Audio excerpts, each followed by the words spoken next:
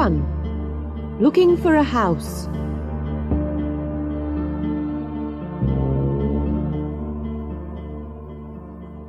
"It's all right, Rick. It's only the post," she called. 6 or 7 thick brown envelopes lay on the doormat. Marilyn picked them up and took them into the kitchen. Rick was sitting at the table. He was finishing his breakfast. "Is there anything for me?" he asked. "They're all from estate agents," she said. "I hope there's something this time." She put 3 envelopes down in front of Rick and began to open the others herself. They had been looking for a house for 3 months. They were tired of the small flat, and they were tired of paying rent every week. They had been saving to buy their own house for nearly 2 years. They began looking through the letters from estate agents. Rick looked up. "Here's one," he said. "Listen.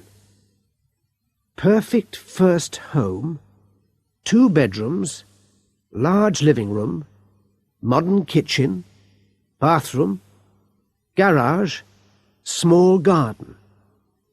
And it's in Balmoral Avenue, on the new housing estate. £68,000. What do you think?" "What number is it?" she asked. Let me see. 35. Yes, 35 Balmoral Avenue. "That's funny," she said. "I've just been reading about the same house.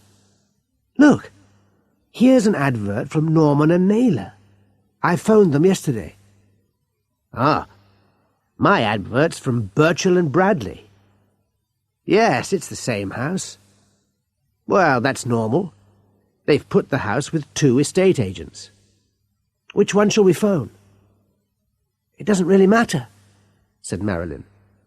"Give me the adverts. I'll phone when I get to work." "Work? Yes. What time is it?" said Rick. "Oh, no.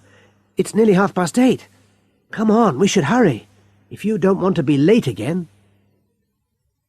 Rick and Marilyn hurried out to the car. On the way to work, they talked about the house. A lot of their friends lived on the new housing estate, and they'd been looking for a house in Balmoral Avenue, or in one of the roads near it, Sandringham Drive or Osborne Way. Marilyn stopped the car outside Rick's office. "I'll call the estate agent, and I'll call you later," she said. Marilyn worked in an office near Rick's. She usually had the car because there was more parking space at her office, and because she finished work half an hour earlier than Rick.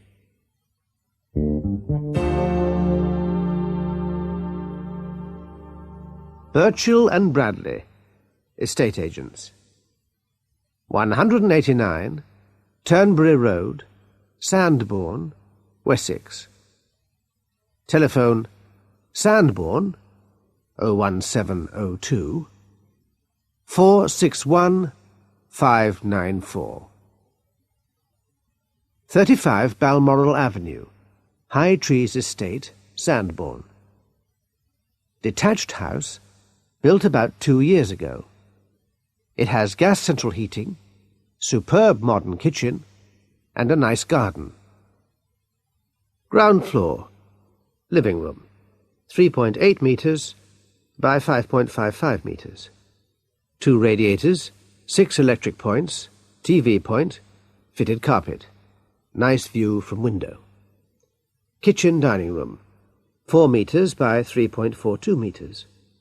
Modern cooker and fridge, washing machine point, 4 electric points, tiled floor and walls. Excellent fitted units. Radiator. Hall, 1.72 metres by 4.1 metres. Electric point, telephone point, fitted carpet. Large storage cupboard under the stairs. Radiator. Garage. 1 electric point, window. First floor, bedroom 1, 3.51 metres by 3.76 metres. Radiator, 2 electric points, fitted carpet, fitted wardrobe. Bedroom 2, 3.19 metres by 3.27 metres. Radiator, 2 electric points, fitted carpet. Bathroom, 2.5 metres by 2.75 metres. Modern bath, sink, shower, small radiator. Toilet. 35 Balmoral Avenue is in the middle of the High Trees estate, 3 miles from the town centre. The High Trees shopping centre is a short distance away, and so is the High Trees First School. Price, £68,000.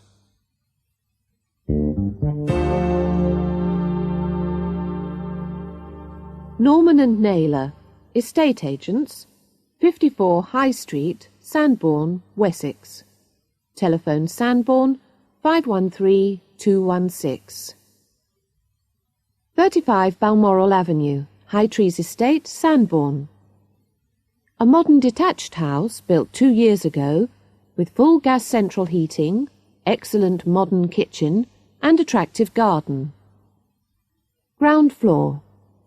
Living room, 3.8 metres by 5.5 metres, large picture window, 2 radiators, 6 electric points, TV point, fitted carpet. Kitchen dining room, 4 metres by 3.5 metres. AEG cooker, Indesit fridge, point for washing machine, 4 electric points, tiled floor and walls, fitted units, radiator.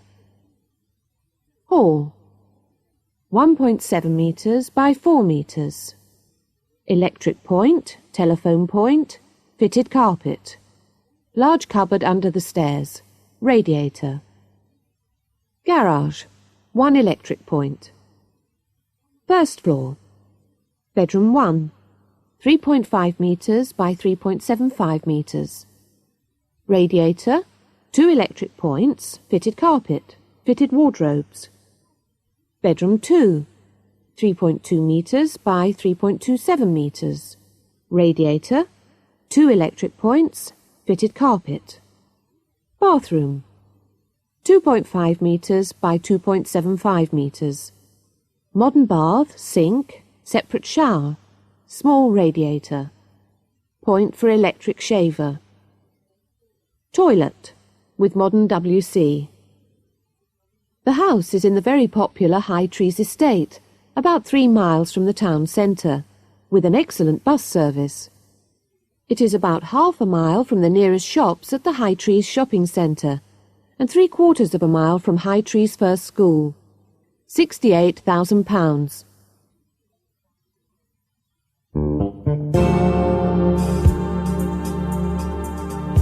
Two. Appointment to view. Marilyn hurried into her office and put the 2 adverts down on her desk. She telephoned Birchall and Bradley at 9:05. The phone rang several times. Then she heard a voice. "Hello? This is Birchall and Bradley, estate agents. This is a recording. I'm sorry there isn't anyone here at the moment. The office is open from 9:30 until 5:30. If you would like to leave a message, we'll call you back." Marilyn put the phone down. She didn't like telephone answering machines. It was easier to call the other estate agent. She looked at the advert again. There it was, Norman and Naylor, 513216. She called the number. "Good morning, Norman and Naylor. This is Mrs. Adams speaking." "Oh, good morning," said Marilyn. "I've been looking through your adverts. I'm interested in 35 Balmoral Avenue. I wonder if I could see it." "Oh, yes," said Mrs. Adams. "That's easy. The owners of 35 Balmoral Avenue are both out at work all day. They've given us a set of keys. I can take you round the house at any time. Today, if you like." "Could you show us at lunchtime?" asked Marilyn. "My husband and I both work too, but we're free from 12:30 until 1:45. "That's all right. I'll meet you outside the house at 1 o'clock. Will that be all right?" "That's okay, yes. We'll see you then." "Do you know where Balmoral Avenue is?" said Mrs. Adams. "Oh, yes. We've been looking for a house on the High Trees estate." "Right. I'll be outside the house in a blue Ford Mondeo at 1 o'clock then." "Thank you," said Marilyn. "We'll be in a white Volkswagen. See you at 1. Marilyn felt very excited. They had seen a lot of houses in the last few weeks, but she felt really interested in this one. She phoned Rick at work and told him about the appointment. They agreed to meet outside Rick's office at 20 to 1.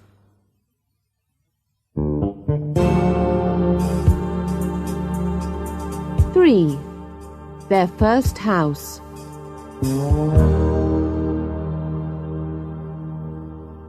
Rick was waiting when Marilyn arrived at the office. He jumped into the car, and they drove to Balmoral Avenue.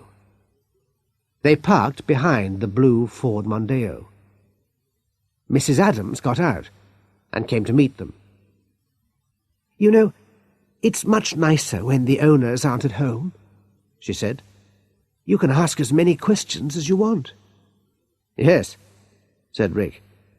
"And you don't have to agree when they tell you how nice the green and orange paint is." Mrs. Adams laughed. "That's true. Now, let me find the right keys. I've got so many sets of keys in my bag." Mrs. Adams found the keys and opened the door. Marilyn and Rick had been looking for a house just like it. "It was built just over 2 years ago," said Mrs. Adams, "and it has everything you'll need. Central heating, a modern kitchen, and it's been decorated very well. The carpets were put in 2 years ago, and the cooker and fridge are included in the price. The kitchen's beautiful. Come on, I'll show you." They went into the kitchen. "Have you got any children?" said Mrs. Adams. Marilyn and Rick looked at each other. "No, not yet," said Marilyn. "Well, there's an excellent school just down the road, and you can see the garden from the kitchen window." Everything was easy. That evening Mrs. Adams took them to see Mr. and Mrs. Barclay, the owners of the house. They were very nice people. They were moving to a bigger house. Marilyn and Rick agreed to buy the house. 2 months later, it was theirs. They moved in during September. They spent a lot of time painting and decorating. The house didn't really need decorating, but they enjoyed doing it. They had been living in rented flats for years, and this was their first house. The weekends were wonderful. They painted, cleaned, decorated, and worked in the garden. By Christmas, the house really seemed like home.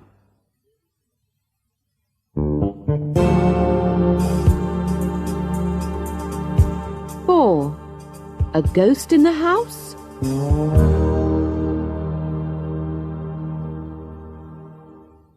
The first of the little surprises came early in January. Marilyn and Rick arrived home, as usual, just after 6 o'clock one Tuesday evening. Rick opened the door and went into the kitchen to make some tea. Marilyn followed him in. "Rick," she said, "did you pick up the letters in the hall?" "No," he said. "You know I didn't. You were just behind me." "Well, that's funny. Look, the post arrived after we'd left for work. It always does at this house. So usually it's lying on the doormat when we get home, right?" "Yes," said Rick. "Why?" "The post isn't on the floor now. It's in a neat pile on the table, next to the telephone. Rick followed her into the hall. There were 4 or 5 letters in a pile on the hall table. Maybe the post arrived earlier than usual today. Perhaps it arrived before we left for work. Maybe we picked it up, put it there, and forgot, he said. No, I'm sure not, said Marilyn. You see, I was waiting for this letter. It's from Wendy. I was thinking about it on the way home. The next surprise was 2 weeks later. They had been out to dinner with friends on Wednesday evening, and they hadn't woken up when the alarm clock rang. Rick woke up at 20 to 9. They both got dressed quickly and left home without breakfast. They didn't make the bed, and they left their nightclothes on the floor. They were usually very tidy people, but there wasn't enough time. When they got home, Rick went upstairs first. "Marilyn," he said, "come up here." Marilyn walked into the bedroom. The bed was made. Everything looked neat and tidy. She pulled back the bed covers. Rick's pyjamas and her nightdress were folded neatly on the pillows. "I'm sure we didn't make the bed," she said. "Did you come home at lunchtime?" asked Rick. "No, of course not. I never do. There isn't enough time." "Well, you had the car," he said. "No, I worked through the lunch hour today. We were busy," she said. "Rick, is this a joke? Did you—" "I didn't come home either," he said.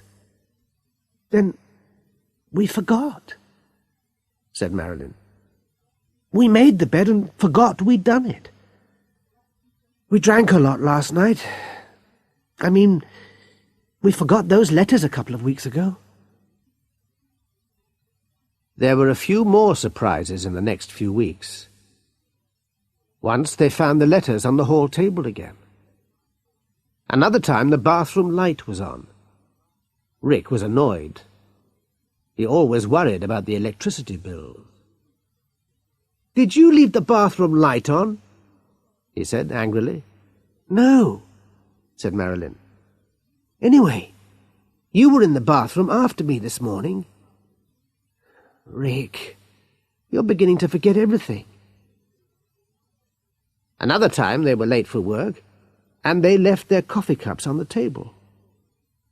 When they got home, the coffee cups had been washed up and were standing on the table. Rick laughed. "Maybe there's a ghost in the house," he said.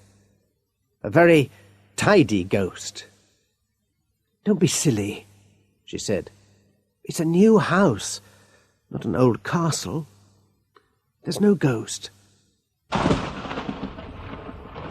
Suddenly, there was a flash of lightning and the noise of thunder. It started raining. She looked out of the window.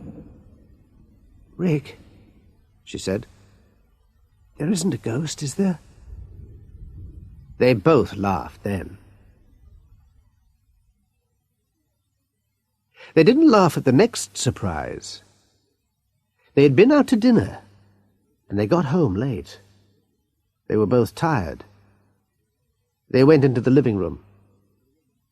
"I'll make some tea, Rick," said Marilyn. "You look in the newspaper and see what's on television." She went into the kitchen. "Marilyn," called Rick, "where's the newspaper? I can't find it." She came back into the living room. "It was on the coffee table. I put it there this morning." "It isn't here now," said Rick. They looked everywhere for the newspaper, but they couldn't find it anywhere. "I'm tired of this," said Rick. "Let's have a drink." He went to the cupboard to get the bottle of whiskey they had brought back from holiday 2 years before. They didn't usually drink whiskey, and the bottle was nearly full. Rick opened the cupboard, and there was the newspaper. It was folded neatly, and it was lying next to the bottle. "Why did you put it in here?" he said. "I didn't.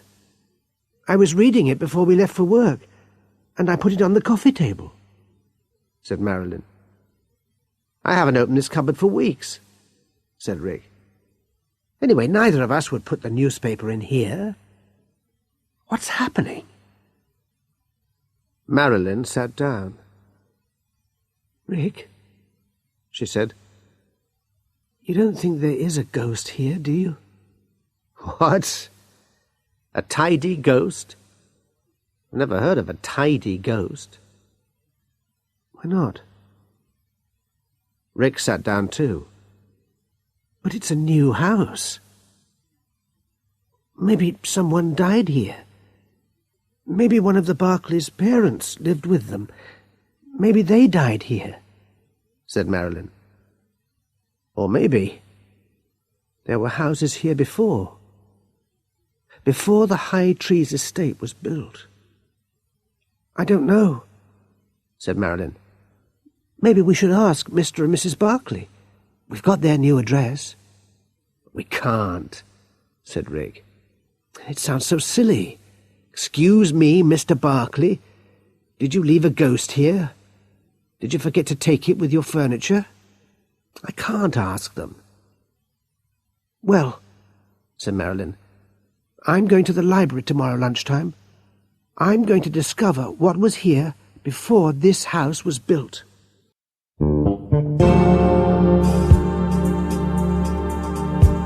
Five. A visit to the library. The next day, at 12:30, Marilyn hurried to the Sandbourne Central Library. She went over to the man at the desk. "Excuse me," she said.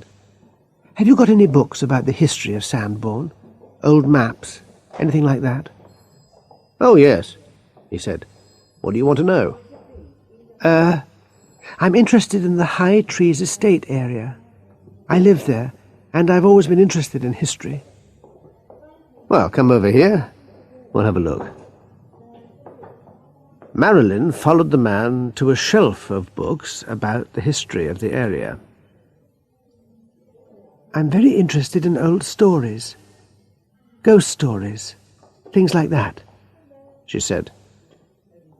"Ghost stories?" he said. "There won't be many ghost stories about that area. It's all new." What was there before the housing estate?" asked Marilyn.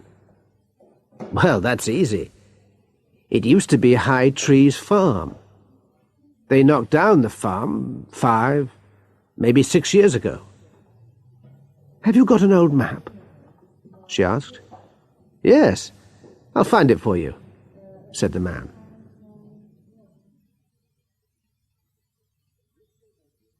When Rick came out of the office, Marilyn was waiting in the car. She opened the door.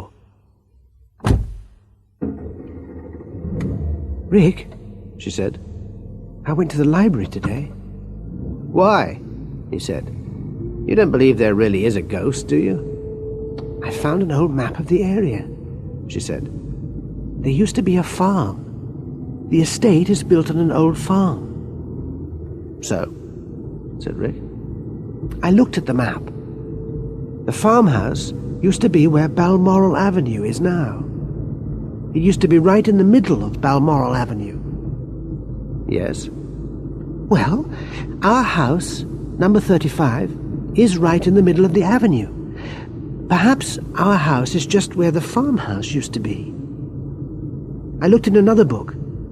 The farmhouse was built about 200 years ago. "That doesn't mean there's a ghost. There are thousands of old houses with no ghost stories. Anyway, I don't believe in ghosts, and neither do you." "Until today," said Marilyn. "Can you explain about the newspaper in the cupboard? The letters? The bed that was made? The clean coffee cups? The light in the bathroom?" "We've been very busy," said Rick. "We've been busy at work, and we've been working hard in our free time on the house. We're forgetting things, that's all." "I hope so, Rick," she said. "I hope so." They arrived home. Marilyn opened the door and turned on the light. There, on the hall table, was a neat pile of letters.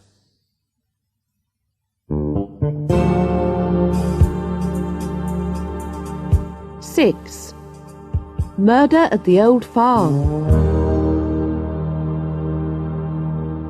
A week later, there was another surprise, and this time they had a row. It was the worst row since they had got married. They got home, as usual, at 6 o'clock. Rick went into the living room. "Marilyn," he said, "what's this?" The ashtray, which was usually on the shelf near the radio, was on the coffee table. A cigarette end was in the ashtray. "Who's been here?" said Rick.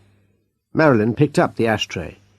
"Look, Rick," she said, "you told me that you had stopped smoking. You know that I don't like smoking." "It's not mine," he said.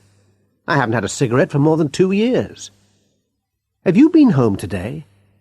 "No, I haven't," she said. "But somebody has. I've never smoked, you know that." She picked up the cigarette end. There was red lipstick on it. She showed it to Rick. "A woman's been here," she said. "What's happening, Rick? Who is she?" "A woman ghost that smokes Marlboro cigarettes," he said. "It isn't funny, Rick," she said. She went to the door. "I'm going out for a walk. Don't come with me. I want to think." Marilyn walked along Balmoral Avenue. All the houses were the same. They had all been built 2 years before. She walked round the corner into Osborne Way. There was one older house at the end of Osborne Way. It had been there before the estate was built. An old man was working in the garden. "Good evening," said Marilyn. "Good evening," he replied.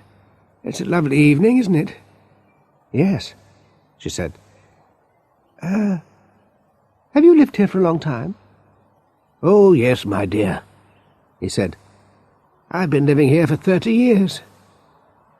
"Do you remember the old farm? The one that used to be here before the estate was built?" "High Trees Farm? Of course I do. I used to work there." The old man walked over to her. "Who lived there?" said Marilyn. "Why are you interested in High Trees Farm?" he said. "You're from one of the new houses, aren't you?" Yes," said Marilyn. "I'm very interested in history, the history of this area." "Well, the farm belonged to old Giles Varley. He lived there by himself, since his wife died, that is. He was a strange man. Nobody liked him very much. I didn't. He used to be a very difficult boss, you see. Everything had to be in the right place. 'Don't put that on the shelf,' he used to say to me. 'Put it in the cupboard.' And the house, I've never seen a place as clean and tidy as that house. His wife had always been a very tidy woman, and he wanted to keep the house the same. Yes, poor old Varley." "What happened to him?" said Marilyn. "Don't you remember?" said the old man. "It was in all the newspapers 6 or 7 years ago." "We didn't live in Sandbourne then," said Marilyn. "It was sad," he said. "Very sad. They never found the murderer either." "The murderer?" said Marilyn. "That's right. He was murdered in the old farmhouse. A robber, that's what the police thought. I found the body, you know." Marilyn felt suddenly cold. "I see," she said. "Well, thank you. It's been very interesting." "Good night, then," said the old man. Marilyn turned round and walked home very slowly.